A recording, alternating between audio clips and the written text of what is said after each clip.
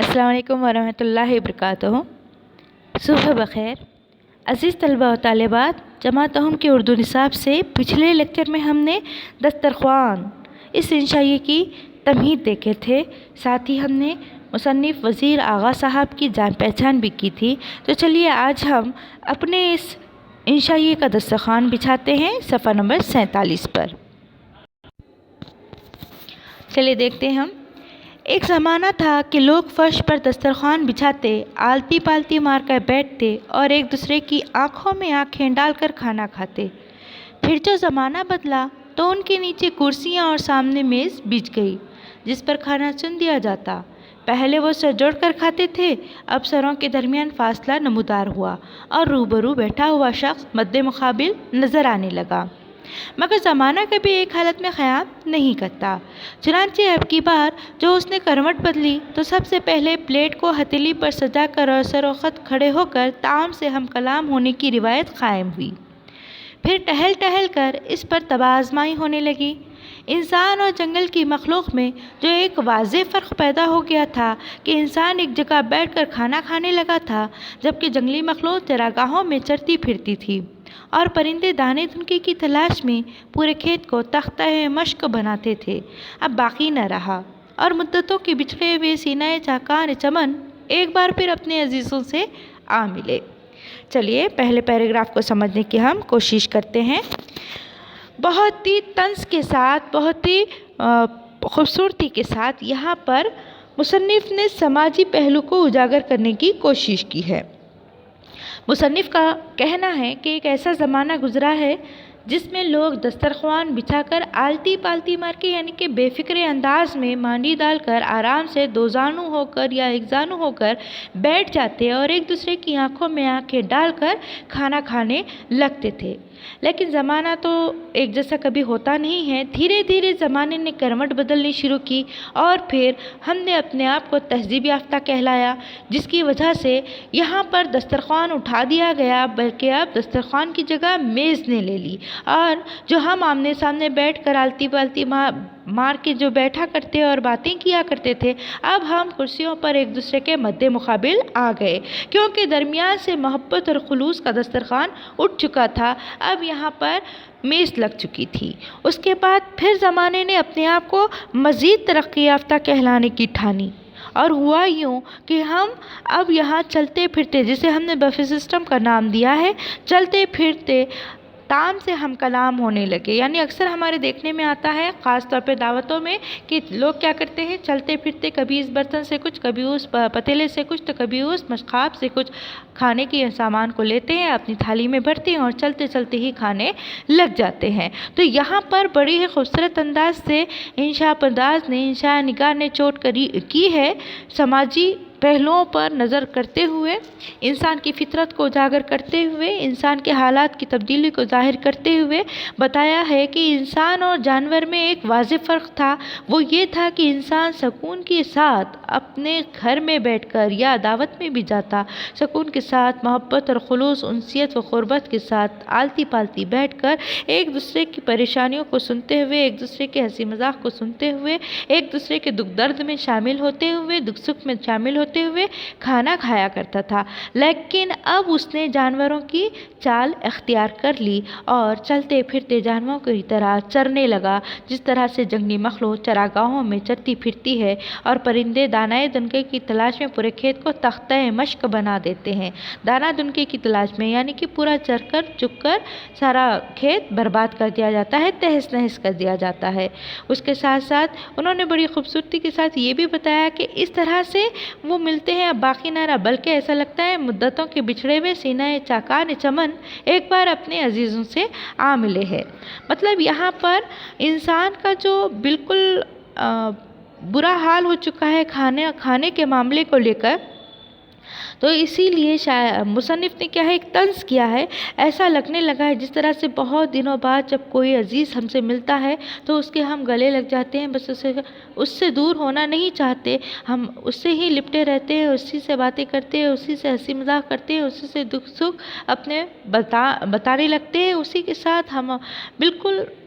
بہت زیادہ قربت اختیار کر لیتے ہیں، بہت زیادہ قریب ہو کر کے اس کے ساتھ اپنے دل کی باتیں کرنے لگتے ہیں، یعنی کہ بالکل ایسا لگتا ہے جیسے کہ کئی دنوں کے بعد یہاں پر عاشق ایک دوسرے سے ملے ہیں، تو بالکل وہ ایک دوسرے کو چھوڑنا نہیں چاہتے، ایک دوسرے سے دور ہونا نہیں چاہتے۔ تو یہ جو کھانا کھانے کا رواج ہے یا کھانا کھانے کا نیا طریقہ چلا آیا ہے ہمارے زمانے میں، ہمارے سماج میں، چلتے پھرتے طعام سے ہم کلام ہونے کا، تو یوں لگتا ہے گویا عاشق معشوق سے مل رہا ہے، اب اس سے جدا ہونے کا نام نہیں لیتا۔ چلیے اگلے پیرا میں آتے ہیں، اگلے اقتباس کی طرف بڑھتے ہیں۔ اگر مجھ سے پوچھا جائے کہ کیا ہماری تہذیب کا گراف نیچے سے اوپر کی طرف گیا ہے، تو میں کہوں گا کہ بے شک ایسا ہرگز نہیں ہوا ہے، کیونکہ ہم نے فرش پر چوکڑی مار کر بیٹھنے کی روایت ترک کر کے کھڑے ہو کر اور پھر چل کر کھانا کھانے کے وتیرے کو اپنا لیا ہے، جو چرنے اور دانہ دن کا چگنے ہی کا ایک جدید روپ ہے۔ دیکھیے یہاں پر مصنف نے بہت بڑی چوٹ کی ہے، کہتے ہیں اگر کوئی مجھ سے پوچھتا ہے کہ کیا ہماری تہذیب کا گراف نیچے سے اوپر کی سمت گیا ہے، کیونکہ ہم نے اپنے آپ کو ماڈرن بتانا شروع کیا ہے، اسٹینڈرڈ بتانا شروع کیا ہے، ہم اپنے آپ کو معیاری بتانے لگے ہیں، تہذیب یافتہ بتانے لگے ہیں، تو یہ سراسر ہمارے دماغ کی غلطی ہے، فطور ہے، یہ ہماری نادانی ہے۔ ایسا ہرگز نہیں ہے۔ ہم جس کو اپنا معیار بتا رہے ہیں، ہم جس کو اپنی تہذیب بتا رہے ہیں، در حقیقت تو وہ جنگ حیوانیت سے کم نہیں ہے، در حقیقت جانوروں کے شہوت سے وہ کم نہیں ہے۔ اسی لیے تو مصنف کا کہنا ہے کہ ایسا یہ بالکل بھی نہیں ہے۔ جہاں ہم چوکڑی مار کر آلتی پالتی مار کر بیٹھتے تھے، جس کی وجہ سے ایک دوسرے سے محبت ہماری بڑھتی تھی، انسیت بڑھتی تھی، خلوص بڑھتا تھا، وہ سب ہم نے ترک کر دیا ہے۔ موجودہ زمانے میں ہم اس سے دوری اختیار کر چکے ہیں۔ پھر ہوا یوں کہ ہم چلتے پھرتے اور کھڑے ہو کر کھانا کھانے کے عادی بن گئے۔ وتیرے کو اپنانا یعنی اس طرز کو یا اس طریقے کو اپنانا، اور پھر یہ جو طریقہ ہے چلتے پھرتے یہاں سے کچھ کھا لیا، وہاں سے کچھ لے لیا، وہاں سے کچھ اٹھا لیا، وہاں کھڑے ہو گئے، وہاں سے کچھ کھایا، اس طرح کا جو وتیرہ ہے، یہ طرز ہے، یہ چلن ہے، یہ جو عادت ہے، یہ دراصل کیا ہے، جانوروں کے چرنے اور پرندوں کے چگنے کی عادت ہے، اسی کا یہ جدید روپ ہے۔ چونکہ ہم اشرف المخلوقات کا نام رکھتے ہیں اپنے ساتھ، عقل سلیم کا ہمیں درجہ دیا گیا ہے، ہمیں اشرف المخلوقات کا درجہ دیتے ہوئے عقل سلیم سے نوازا گیا ہے، تو ہم شاہانہ انداز میں بتاتے ہیں کہ ہم بفے سسٹم رکھے ہیں، ہم نے کھڑے ہو کر کھانے کا طریقہ اپنایا ہے، لیکن اگر ہم اسے باریکی سے دیکھیں تو یہ دراصل ہم جانوروں کی تہذیب کو اپنا رہے ہیں یا جانوروں کے وتیرے کو اپنا رہے ہیں۔ کسی بھی قوم کے اوپر جانے یا نیچے آنے کا منظر دیکھنا مقصود ہو تو یہ نہ دیکھیے کہ اس کے قبضۂ قدرت میں کتنے علاقے اور خزانے آئے یا چلے گئے، فقط یہ دیکھیے کہ اس نے طعام اور شرکائے طعام کے ساتھ کیا سلوک کیا۔ طعام اور شرکائے طعام، اس کے ساتھ اس نے کیا سلوک کیا ہے۔ طعام کے معنی کھانے کے ہیں، یعنی کھانا وہ کس انداز میں کھاتا ہے، اور شرکائے طعام اپنے ساتھ جتنے لوگ کھانا کھانے میں شریک ہیں ان کے ساتھ اس کا کیا معاملہ ہے، کیا خلوص ہے، وہ کیا سارا کھانا اپنے ہی پلیٹ میں ڈال لیتا ہے، اپنے ہی لیے رکھنا چاہتا ہے، یا سامنے والے کے لیے بھی وہ اپنے دل میں کوئی خلوص رکھتا ہے، یا اس کے لیے بھی کھانا کھانے کے لیے اصرار کرتا ہے، یا اس کے لیے بھی محبت رکھتا ہے، کھانے کے ساتھ کس طرح کا انصاف کرتا ہے، کھانے کا ضیاع کتنا کرتا ہے، کھانے کی قدر کتنی کرتا ہے، اور شرکائے طعام میں وہ کس طرح سے اپنے سامنے والے کا خیال رکھتا ہے۔ یہ تمام چیزیں اگر ہم دیکھتے ہیں تو اس کے تہذیب یافتہ ہونے کا اندازہ ہم کو اچھی طرح سے ہو سکتا ہے۔ ہمیں یہ نہیں دیکھنا چاہیے کہ سامنے والا ہمارا کس انداز کا ہے یا کس طرح سے اس کے اختیار میں قبضۂ قدرت میں کتنے علاقے ہیں یا خزانے ہیں، یہ دیکھنا معنی نہیں رکھتا۔ چلیے ہم اگلا پیرا دیکھتے ہیں، اگلی طرف بڑھتے ہیں۔ بچپن کی بات ہے، ہمارے گاؤں میں ہر سال کپڑا بیچنے والے پٹھانوں کی ایک ٹولی وارد ہوتی تھی۔ یہ لوگ سارا دن گاؤں گاؤں پھر کر کپڑا بیچنے کے بعد شام کو مسجد کے حجرے میں جمع ہو جاتے، اور پھر وہ زمین پر کپڑا بچھا کر دائرے کے انداز میں بیٹھ جاتے۔ دیکھیے مصنف کو اپنا بچپن یاد آتا ہے، وہ بچپن کی بات سناتے ہوئے کہتے ہیں کہ ہمارے گاؤں میں ہر سال کیا ہے، کپڑا بیچنے والوں کی ایک ٹولی آیا کرتی تھی، اور ساتھ میں وہ لوگ کپڑا ادھر ادھر کیا ہے، پٹھانوں کی ٹولی تھی، ادھر ادھر کپڑا بیچنے کے لیے جاتے، سارا دن گاؤں گاؤں پھر کر کپڑا بیچتے، لیکن شام میں مسجد کے حجرے میں، حجرہ کمرے کو کہتے ہیں، مسجد کے کسی کمرے میں جمع ہوتے اور پھر وہ زمین پر کپڑا بچھا کر دائرے کے انداز میں یعنی گول ایک دوسرے کے ساتھ لگ کر کے بیٹھ جاتے۔ درمیان میں شوربے سے بھری ہوئی پرات بحر الکاہل کا منظر دکھاتی، جس میں گوشت کی بوٹیاں ننھے منھے جزیروں کی طرح ابری ہوئی ہوتی تھیں۔ दिखाई देती थी। देखिए यहाँ पर कितनी अच्छी बात बताई यहाँ पर कि दिन भर मेहनत करके जब वो शाम आते तो वो मस्जिद के कमरे में बैठ जाते और उनके दरमियान एक बड़ी परात यानी थाली शीन जैसी होती थी, उसमें क्या है शोरबा होता था। और शोरबे बिल्कुल शोरबा के साथ पतला पानी की तरह होने की वजह से तंज करते हुए कहा है मुसन्निफ ने कि वो बहरुल काहिल जो कि समंदर है, बर्रे आज़म है, दिखाई देती थी और उसके अंदर दूर दूर कहीं कुछ चंद गोश्त की बोटियाँ होती थी, गोश्त के टुकड़े होते थे, जिसको देख करके यूँ लगता था गोया कि ये जजीरे हैं, छोटे छोटे इसके टीले हैं, यहाँ ऐसा महसूस होता था। आगे हम देखते हैं,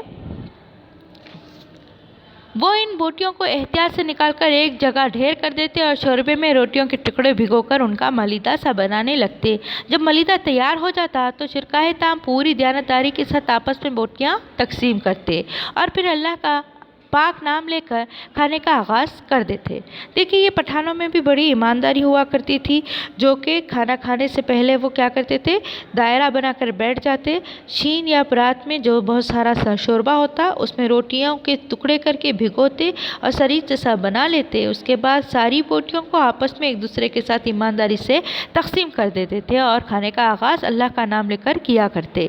वो खाना रुक रुक कर टहर टहर कर खाते, मगर बग़ैर रुके बेतुकान बोलते, क्योंकि वो लोग आपस में बैठते थे तो दिन भर की वो दास्तान सुनाया करते, दिन भर की रुदात सुनाया करते कि कौन किस गली में गया, उसके साथ क्या मामला पेश आया, उसका कपड़ा किस तरह से बेचा गया, किस तरह से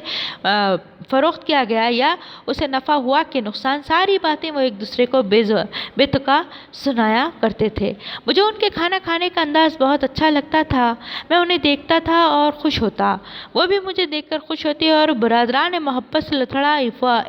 आध लुक़मा मेरी तरफ भी बढ़ा देते। बरादरान मोहब्बत से यानी कि भाइयों जैसी मोहब्बत रखते थे वो आपस में, और इसी मोहब्बत को बताते हुए वो मुसन्निफ़ की तरफ एक आध निवाला या एक आध लुक़मा दे दिया करते, बढ़ाया करते। इनमें से जब एक शख्स लुक़मा मुरतब कर लेता तो पहले अपने करीबी साथियों को पेश करता और इधर से जज़ाकल्लाह के अल्फाज वसूल करने के बाद अपने मुंह में डालता। मोहब्बत और भाईचारे का एक ऐसा लाजवाल मंजर आंखों के सामने उभरता कि मैं हैरत ज़दा होकर उन्हें बस देखता ही चला जाता। और तब मैं दस्तरखान पर खाना खाने के इस अमल का अपने घर वालों के तर्ज अमल से मवाजना करता तो मुझे बड़ी तकलीफ़ होती, क्योंकि हमारे घर में सुबह शाम हांडी तकसीम करने वाली बड़ी खाला के गिर्द अगर बच्चों का एक हुजूम हो जाता। मुझे याद है जब बड़ी खाला खाना तकसीम कर रही होती तो हमारी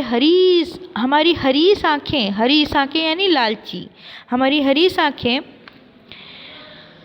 हांडी में डोई के गोते लगाने और फिर वहाँ से बरामद होकर हमारे किसी संगी साथी की रकाबी में उतरने के अमल को हमेशा शक की नज़रों से देखती। अगर किसी रिकाबी में निस्बतन बड़ी बोटी चली जाती तो बस क़यामत ही आ जाती। ऐसी सूरत में खाला के गरजदार आवाज़ की परवाह न करते हुए हम बड़ी बोटी वाले की टिक्का बोटी करने पर तैयार हो जाते और छेना छपटी की इस रिवायत का एक नन्हा सा मंजर दिखाते जो नए ज़माने के तहत अब आम होने लगा है। देखिए यहाँ पर मुसन्निफ़ ने बड़ी खूबसूरती के साथ तंज़ करते हुए बताया कि जब भी ये मतलब यहाँ पर पठानों के खाने का अंदाज़ देखते तो उन्हें पसंद आता और फ़ौरन अपने घर वालों के खाने के अंदाज़ को याद करने लगते। जब उनकी खाला खाना तकसीम करने लगती सारे भांजा भांजी या घर के सारे लोगों में, जब वो दस्तर बिछाकर खाना देने लगती तो डोई वाले चमचे से जब वो बड़े भगोने या बड़े पतीले से साला निकाल कर प्लेटों में डालती, रिकाबियों में डालती, तो ऐसे वक्त में वो क्या करती थी, एक बोटी हर एक की प्लेट में डाला करती थी। तो ऐसे वक्त सारे बच्चे एक दूसरे की प्लेट पर नज़र रखे होते कि किसकी प्लेट में ज़्यादा बड़ी बोटी चली गई है, और फिर उसी के इंतज़ार में रहते जिसके भी पास बड़ी बोटी जाती या तो वो छेना चपटी करके लेते या फिर एक दूसरे की टिक्का बोटी करने पर यानी मारधाड़ करने पर उतर आते। इस तरह से यहाँ पर मुसन्निफ़ ने तंज़ करते हुए बताया कि आजकल जो खाने के मामले में या किसी भी चीज़ के मामले में छीना झपटी चलती है, एक दूसरे पर वार किए जाते हैं, हमला किया जाता है, यह ऐसा छोटा सा मंज़र हम उस वक्त भी किया करते थे, देखा करते थे। तो इंशाल्लाह अगला हिस्सा, अगला दस्तर, अगले लवाज़िमात अगले लेक्चर में हम देखेंगे। तब तक के लिए अल्लाह हाफिज़।